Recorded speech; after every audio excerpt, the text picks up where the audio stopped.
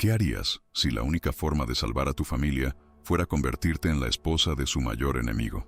La historia de hoy es sobre Carmela, una joven vendida por su propio padre para comprar la paz, y Takoda, un guerrero apache que la recibió como un premio humillante. Quédate hasta el final para descubrir cómo dos almas destinadas al odio forjaron un amor que reescribió el destino de dos naciones y demostró que el verdadero valor no se mide con la espada, sino con el corazón. El año es 1876. El polvo del norte de México flota pesado en el aire, un recordatorio constante de la tensión que se apodera de la tierra. Don Bautista Herrera, un hombre cuya riqueza se medía en ganado y hectáreas, siente que el suelo se desliza bajo sus pies. Las incursiones apaches se han convertido en algo más que una molestia. Son una herida lenta y sangrante en su legado. Su hacienda, antes un símbolo de poder y prosperidad, es ahora una fortaleza sitiada, y las promesas de protección del ejército mexicano han resultado tan vacías como el viento del desierto, dejándolo aislado y desesperado en una tierra que ya no sentía del todo suya. Una proposición, tan brutal como pragmática, llegó a oídos de don Bautista. Era un trato forjado en la desesperación, un último recurso para sofocar la violencia incesante. Los términos eran simples y aterradores. Una tregua sellada no con tinta y papel, sino con carne humana. Debía entregar a su única hija, Carmela, en matrimonio a Takoda, un respetado guerrero apache que había sido capturado recientemente. La idea se le retorcía en las entrañas como una serpiente, pero la supervivencia de su legado, de sus 4 hijos varones y de toda su vida de trabajo dependía de este único y terrible sacrificio. Lo vio como un movimiento estratégico, una transacción dolorosa pero necesaria para la paz. Para don Bautista, Carmela era una flor hermosa pero delicada, poco adecuada para las duras realidades de su mundo. En su mente, era inútil para los tiempos que vivían, una mercancía que podía intercambiar. Sus hijos eran el futuro del apellido Herrera, los que trabajarían la tierra y librarían sus batallas. Carmela, a los 18 años, era un activo para ser negociado. El dolor de la decisión fue eclipsado por la fría lógica de la supervivencia. Se convenció a sí mismo de que sacrificar a una hija para salvar a 4 y a toda una herencia no era crueldad, sino la carga de un líder. El legado de la familia Herrera estaría asegurado, aunque le costara el futuro a su hija. Carmela existía en un mundo protegido por la riqueza y el cuidado de su madre, resguardada de la cruda brutalidad que definía la vida en la frontera. La noticia de su destino cayó como un golpe físico, destrozando la frágil paz de su existencia. Ser casada con un salvaje, un hombre del mismo pueblo al que le enseñaron a temer, era un destino peor que la muerte. Las palabras resonaban en su mente, despojándola de su identidad, su futuro y su propia voluntad. Ya no era Carmela Herrera, sino una ofrenda de paz, un peón en un juego en el que nunca supo que estaba participando. El terror era absoluto, un pavor frío que se le metía hasta los huesos. Doña Amparo, su madre, luchó contra la decisión con cada fibra de su ser. No veía un activo político, sino a su niña siendo llevada al matadero. Sus súplicas y lágrimas, sin embargo, se estrellaron contra el muro de piedra de la resolución de su esposo. La decisión era final, un decreto de un hombre en un mundo de hombres. La desesperación de doña Amparo era una tormenta silenciosa dentro de los muros de la hacienda, un testimonio de su impotencia. Solo podía observar cómo se hacían los preparativos finales, su corazón rompiéndose con cada momento que pasaba, sabiendo que estaba perdiendo a su hija a un destino que no podía prevenir ni comprender del todo. El viaje al campamento militar fue un borrón de polvo y miedo. Carmela, vestida con un traje fino pero práctico elegido por su padre, se sentía como un fantasma. Allí, bajo la mirada escrutadora de los soldados mexicanos y los observadores apaches, lo vio por primera vez. Takoda tenía 26 años, con una presencia que dominaba el espacio a su alrededor. Se erguía alto y fuerte, su rostro una máscara de orgullo estoico, pero sus ojos contenían una tormenta de furia. Él era un cautivo, y ella era su precio, el símbolo de una tregua que se sentía más como una humillación que como un honor. El aire crepitaba con una animosidad no expresada entre ellos. Takoda la miró no como a una novia, sino como a un insulto. El desdén en sus ojos era agudo y cortante. Habló en su lengua nativa, sus palabras goteando desprecio, dejando claro a todos los presentes que rechazaba este premio. Se sentía avergonzado, reducido a un hombre que necesitaba que sus enemigos le proporcionaran una esposa. Para Carmela, este rechazo público fue otra capa de degradación. Era un objeto para ser intercambiado por su padre y ahora un objeto no deseado para su futuro esposo. El peso de todo amenazaba con aplastarla, pero algo en su interior se negó a romperse por completo. En ese momento de profunda humillación, una chispa de la voluntad de hierro de su padre se encendió dentro de ella. Carmela enderezó la espalda, encontrando la mirada furiosa de Takoda con un fuego inesperado. «No soy un premio y tú no eres mi carcelero», dijo, su voz temblorosa pero clara. «Ambos somos víctimas de las decisiones de otros. Podemos ser enemigos o podemos sobrevivir a esto juntos». Sus palabras, pronunciadas en un español perfecto, quedaron suspendidas en el aire, sorprendiendo no solo a los soldados, sino también al propio Takoda. No era la súplica de una niña aterrorizada, sino la declaración de una igual, una superviviente. La expresión de Takoda cambió. El desprecio crudo en sus ojos dio paso a un destello de algo más. Curiosidad, quizás incluso un respeto a regañadientes. Había esperado lágrimas, miedo, sumisión. No. Esperaba que esta chica de aspecto frágil poseyera tal núcleo de acero. Ella no había suplicado por su vida, sino que había definido su realidad compartida con una claridad sorprendente. No dijo nada, simplemente asintió secamente a sus captores. El intercambio estaba completo. El coraje inesperado de Carmela no le había ganado su confianza, pero había captado su atención, plantando una semilla de intriga en el terreno baldío de su resentimiento. El viaje a territorio apache fue largo y arduo, un duro contraste con la vida cómoda que Carmela siempre había conocido. Los paisajes familiares de su hogar dieron paso a montañas escarpadas y llanuras vastas e implacables. Cabalgó en silencio, una cautiva entre su nuevo pueblo, sintiendo el peso de innumerables miradas hostiles. Cada mirada era un recordatorio de que era una extraña, una enemiga traída a su redil no por elección, sino por necesidad. El mundo que conocía se había desvanecido, reemplazado por una realidad dura y extraña, donde su supervivencia estaba lejos de estar garantizada. Al llegar al campamento apache, la bienvenida fue más fría que la noche del desierto. Las mujeres de la tribu, en particular, la miraban con recelo y abierto desdén. Era la chica mexicana, la hija de su enemigo, un símbolo de la misma gente que les había causado tanto dolor y pérdida. Veían sus manos suaves y su ropa fina como un insulto a su propia existencia callosa. Su presencia era un recordatorio constante e inoportuno de la tregua que les había costado uno de sus mejores guerreros, aunque fuera temporalmente. Carmela estaba completamente sola, una isla de miedo en un mar de animosidad. Carmela sabía que la autocompasión sería una sentencia de muerte. Comprendió que su supervivencia dependía de su capacidad para adaptarse. Con una humildad que sorprendió a todos, incluida ella misma, dejó a un lado la identidad de doña Carmela Herrera. Empezó a observar, a aprender, a hacerse útil. Se acercó a las mujeres, no con la arrogancia de la hija de una patrona, sino con la silenciosa deferencia de una estudiante.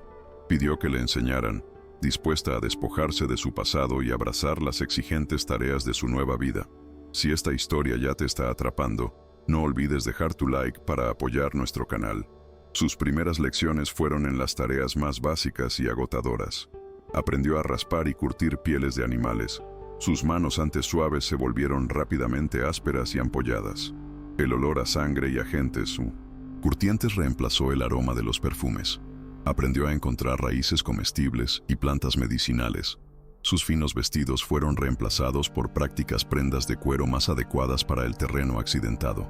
Cada ampolla, cada callo, era una marca de su transformación, un doloroso despojo de su antiguo yo y el lento y arduo nacimiento de uno nuevo. El trabajo era brutal y su cuerpo dolía con una fatiga que nunca había imaginado posible. Sin embargo, nunca se quejó. Cada mañana, se levantaba con el sol y se presentaba para las tareas del día. Su silenciosa determinación y su completa falta de arrogancia comenzaron a erosionar lentamente el muro de hostilidad. Las mujeres de la tribu empezaron a ver no solo a la chica mexicana, sino a una persona resiliente. Todavía no confiaban en ella, pero el desprecio abierto comenzó a ser reemplazado por una observación a regañadientes. Se estaba ganando su espacio, una tarea dolorosa a la vez. Una crisis golpeó de repente a la comunidad.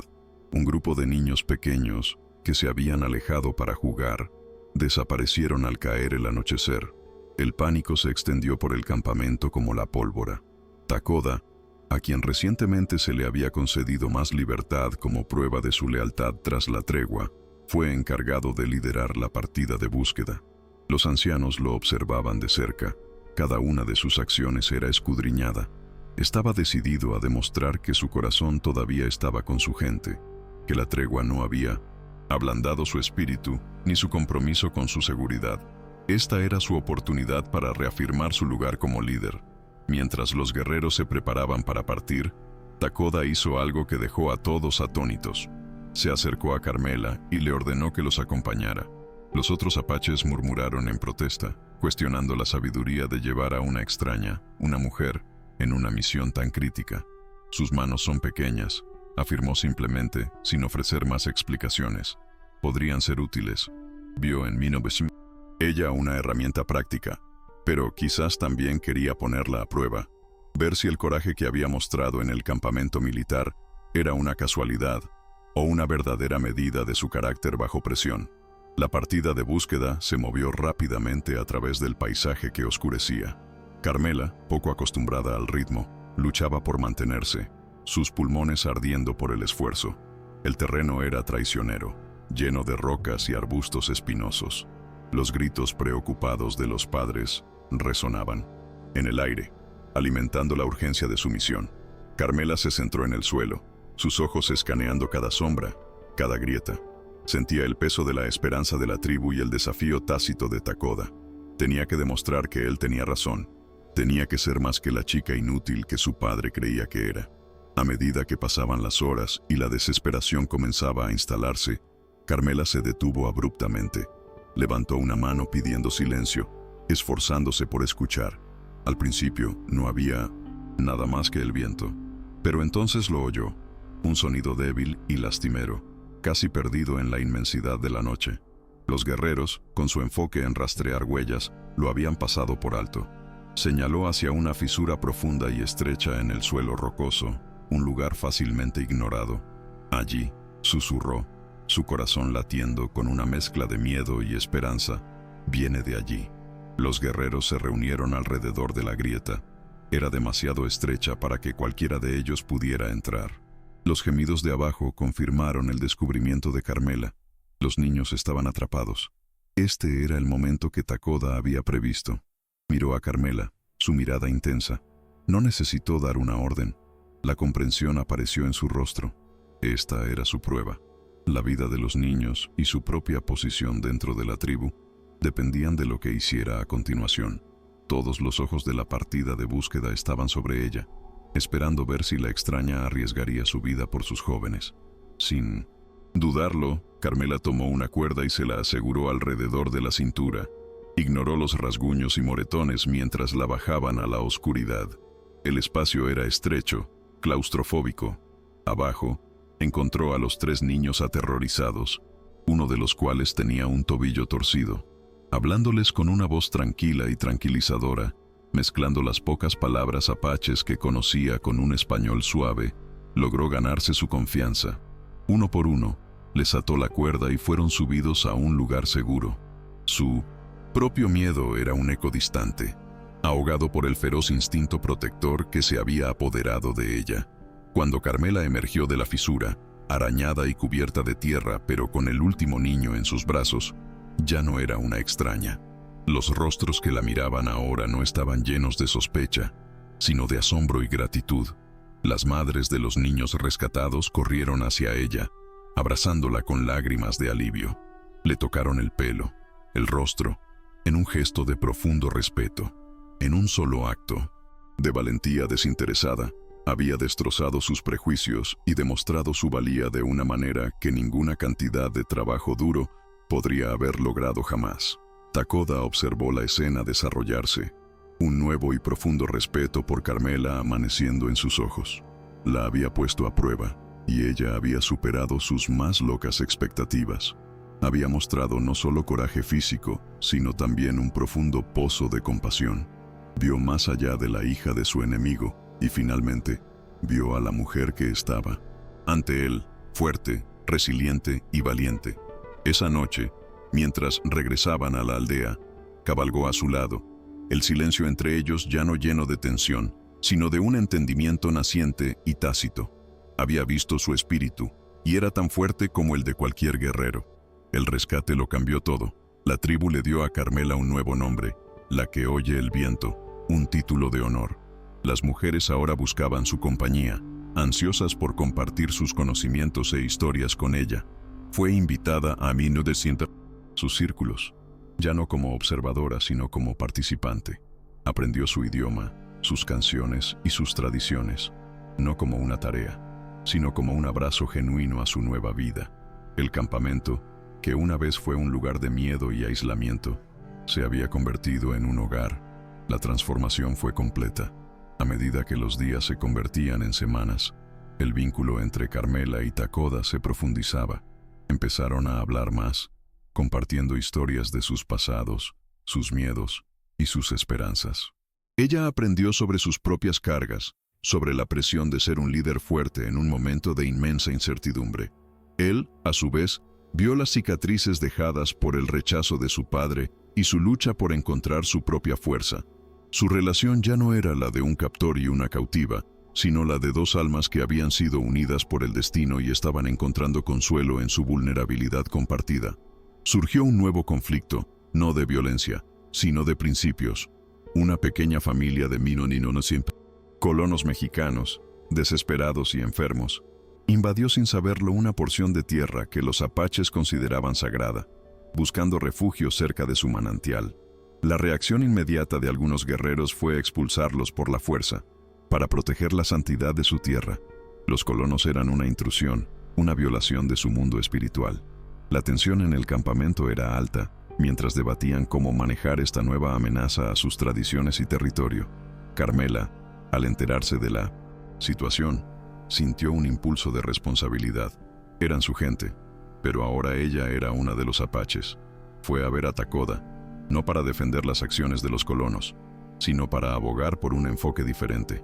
Sostenía que proteger un lugar sagrado no se trataba solo de proteger la tierra en sí, sino de mantener el espíritu que representaba. La santidad no se protege con lanzas, sino con compasión, argumentó. La violencia solo profanará este lugar más que su presencia. Sus palabras desafiaron el núcleo mismo de su etos guerrero. Takoda, influenciado por su creciente admiración por Carmela, escuchó atentamente. Vio la sabiduría en sus palabras. Convenció al consejo tribal de que le permitiera manejar la situación. Con unas pocas mujeres acompañándola, Carmela se acercó a la familia de colonos. Estaban aterrorizados, esperando la muerte. En cambio, Carmela les habló en su propio idioma, ofreciéndoles no amenazas, sino ayuda. Usó el conocimiento de plantas medicinales que había adquirido para atender sus fiebres y dolencias, un puente de compasión entre dos mundos en guerra. Durante varios días, Carmela y las mujeres apaches cuidaron de la familia enferma. Les trajeron comida y agua limpia, tratando su enfermedad con remedios tradicionales. Una vez que la familia estuvo lo suficientemente fuerte como para viajar, Carmela les explicó la importancia de la tierra en la que se encontraban. Humillados y agradecidos, los colonos se disculparon profusamente y se fueron, en paz, prometiendo compartir la historia de la misericordia que se les había mostrado. Carmela había protegido la tierra sagrada no repeliendo a los extraños, sino curándolos, un acto de profundo poder espiritual. Esa tarde, Takoda se acercó a ella mientras estaba sentada junto al fuego. Se sentó a su lado en un cómodo silencio durante un largo rato. Luego habló, su voz baja y llena de una emoción que nunca antes le había oído. Le dijo que Takoda era el nombre que todos conocían, el nombre de un guerrero, pero su verdadero nombre, el que le dio su madre, y solo conocido por aquellos en quienes confiaba completamente, era Itzel. Al compartir su nombre real, Le estaba entregando la parte más íntima de sí mismo. Fue un gesto de absoluta confianza y vulnerabilidad. Una confesión de amor más profunda que las palabras. En ese momento, todas las barreras entre ellos se derrumbaron. Carmela miró a Itzel, el guerrero que había sido su captor, y vio al hombre que se había convertido en su compañero, su confidente, su amor. No solo había encontrado un hogar, había encontrado su corazón. Su amor, nacido del conflicto y forjado en la adversidad compartida, fue un testimonio de su resiliencia. Decidieron casarse, no por el decreto de una tregua, sino por su propia elección, bajo las tradiciones del pueblo apache que se había convertido en el suyo. Su unión fue celebrada por toda la tribu. Fue un símbolo de esperanza y unidad. Carmela, ahora plenamente una de ellos, también hizo otra promesa. Adoptó oficialmente a Pequeño Lobo, el niño cuyo tobillo se había lesionado en la fisura y por quien había desarrollado un profundo afecto. El niño, que había perdido a su propia madre años antes, ahora tenía una nueva. Carmela, Itzel y Pequeño Lobo se convirtieron en una familia, una unidad pequeña y fuerte construida sobre el amor, el respeto y la sanación mutua. Su vida era más plena y rica de lo que jamás podría haber imaginado. ¿Alguna vez has pasado por algo similar? Cuéntame tu experiencia en los comentarios mientras continuamos. Su felicidad, sin embargo, era algo frágil en un mundo todavía plagado de conflictos. La paz fue destrozada por la inesperada llegada de una nube de polvo en el horizonte. Era un grupo de jinetes, no apaches. A medida que se acercaban, el corazón de Carmela se heló. A la cabeza del grupo estaban su padre, Don Bautista, y su hermano mayor, flanqueados por soldados mexicanos. No habían venido de visita, sino para un rescate, armados y listos, para una pelea, para reclamar lo que veían como su propiedad robada. Don Bautista miró a su hija con incredulidad. La niña delicada y asustada que había enviado lejos se había ido. En su lugar había una mujer fuerte y segura, vestida de cuero apache, con la piel bronceada por el sol y los ojos claros e inquebrantables. Se paró protectoramente frente a su nueva familia, una declaración silenciosa de su lealtad. Había venido a rescatar a una víctima, pero encontró a una reina por derecho propio. La visión de ella, tan transformada y desafiante, solo avivó su ira y confusión. «Carmela, gracias a Dios estás a salvo. Vámonos a casa», ordenó su padre, con la voz tensa por una mezcla de alivio y autoridad. Carmela no se movió. «Ya estoy en casa», respondió, su voz tranquila pero firme. Se negó a regresar a la civilización que la había considerado inútil y la había desechado. Defendió su nueva vida, su gente y su esposo, hablando del honor y el amor que había encontrado entre los salvajes. Su desafío fue una bofetada en la cara a toda la visión del mundo de su padre. Al ver rechazada su autoridad, Don Bautista recurrió a un arma más cruel, el chantaje emocional. «Tu madre», dijo, su voz suavizándose con falsa piedad, «se está muriendo de tristeza. Tu ausencia la está matando». Las palabras fueron un puñal en el corazón de Carmela. La imagen de su madre, la única que había llorado por ella, consumiéndose de dolor, era un tormento que no podía soportar. Su padre conocía su debilidad, el profundo amor que sentía por la madre que se había visto obligada a dejar atrás. Carmela estaba dividida.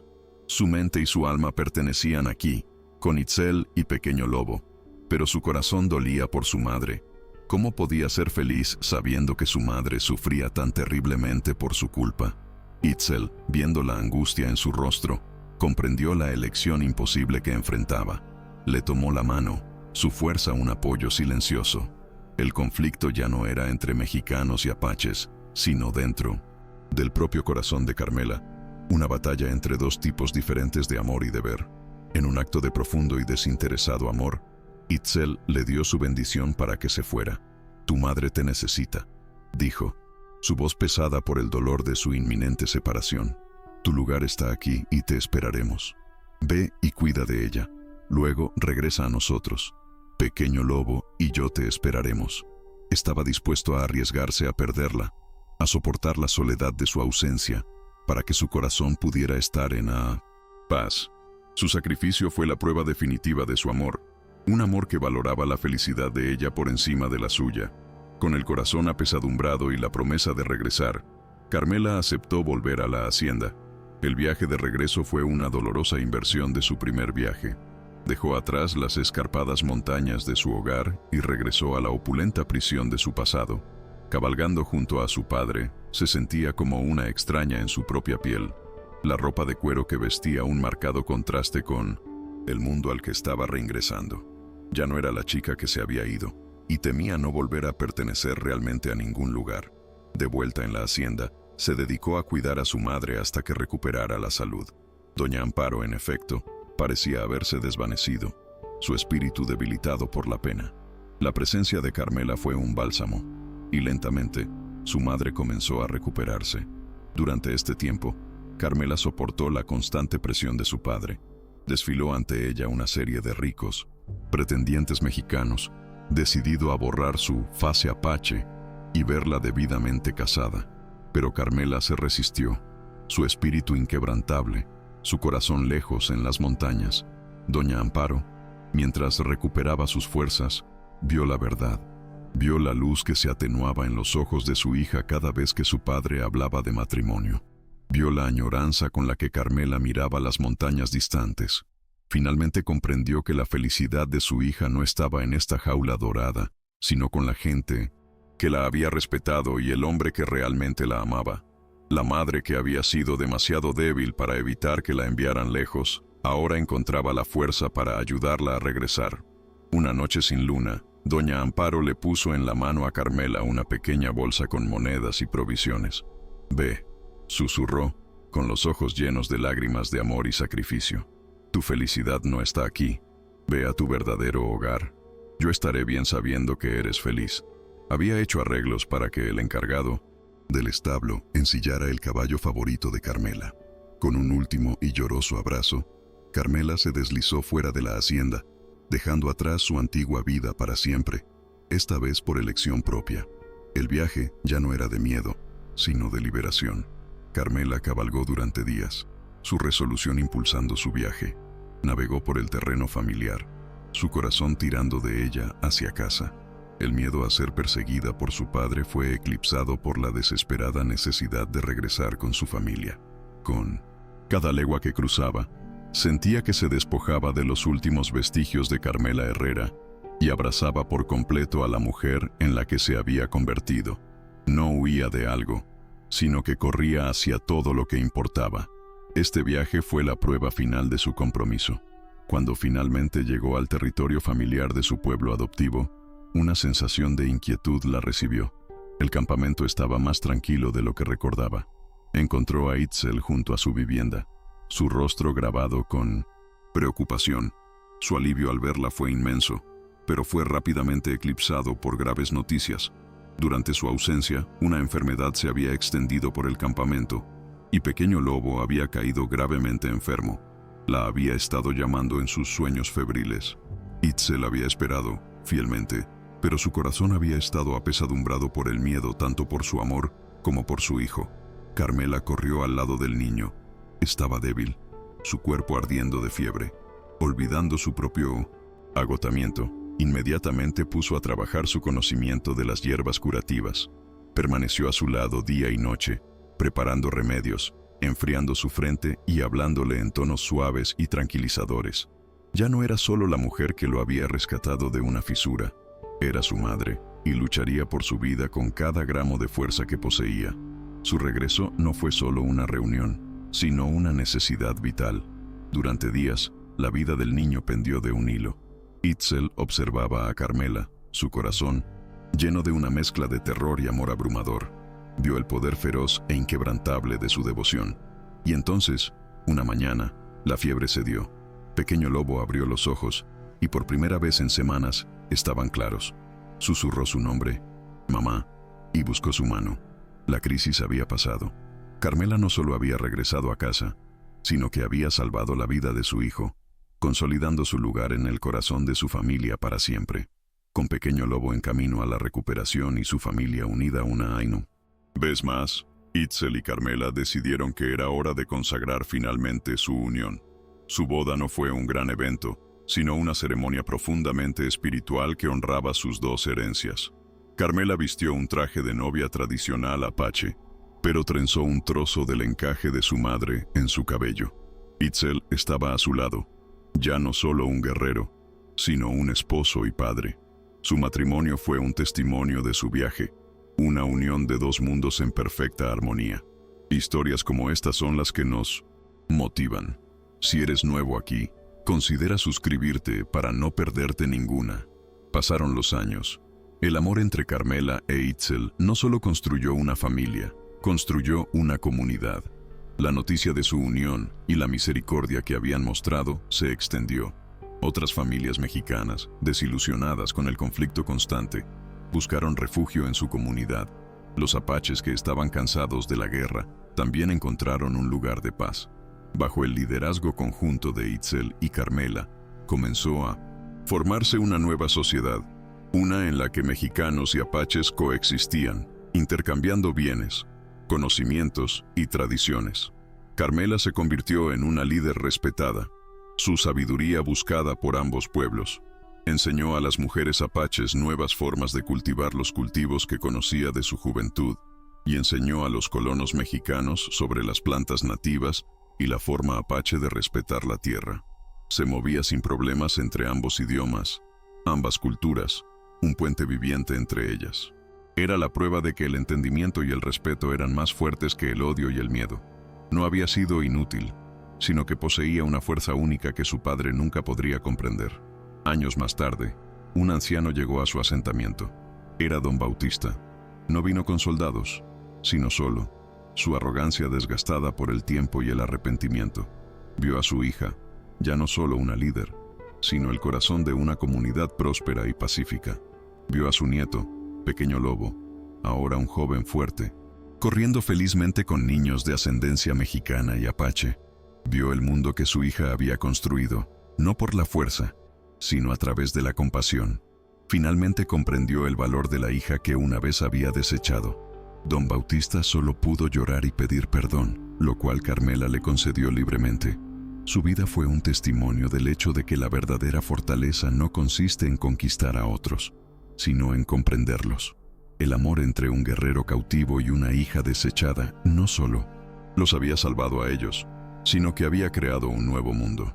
Demostró que incluso en las tierras más duras, en medio de los prejuicios más profundos, un único y valiente amor podía ser lo suficientemente poderoso como para sembrar las semillas de la paz y construir un legado mucho mayor que el de la tierra o el ganado. Gracias por acompañarnos en este viaje increíble. La historia de Carmela e Itzel nos enseña que la compasión y el coraje pueden derribar las barreras más altas. ¿Qué lección te llevas de su historia? Comparte tus reflexiones en los comentarios. Nos encanta leer lo que piensas. Si esta historia te ha emocionado, no olvides dejar tu like para que podamos seguir trayendo más narrativas como esta. Y si eres nuevo aquí, suscríbete y activa la campanita para no perderte ningún capítulo. Haz clic en uno de los videos que aparecen en pantalla para seguir descubriendo historias impactantes con nosotros. Hasta la próxima.